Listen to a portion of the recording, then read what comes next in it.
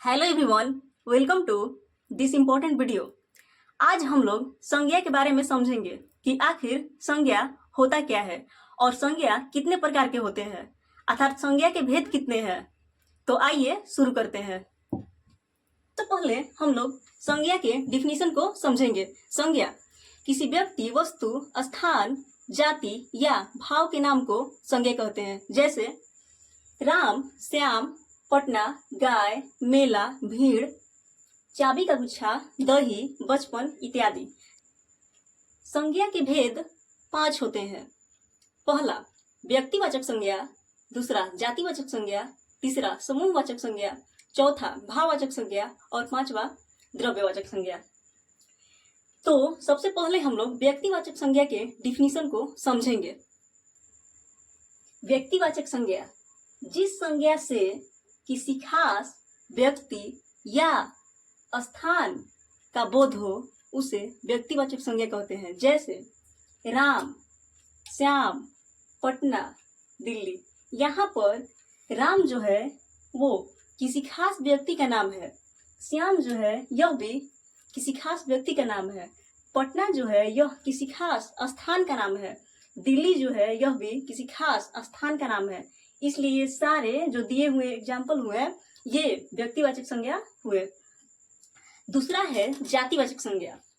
जिस संज्ञा से किसी जाति का बोध हो उसे जातिवाचक संज्ञा कहते हैं। जैसे गाय, बिल्ली इत्यादि।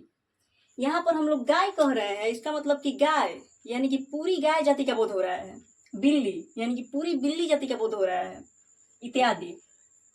तीसरा है समूहवाचक संज्ञा। जिस संज्ञा से समूह का बोध हो उसे समूहवाचक संज्ञा कहते हैं। जैसे मेला, भीड़, चाबी का गुच्छा इत्यादि। यहाँ पर मेला जो है वो समूह को दर्शा रहा है, भीड़ जो है यह भी समूह को दर्शा रहा है, चाबी का गुच्छा जो है यह भी समूह को दर्शा रहा है। अगला है द्रव्यवाचक संज्ञा।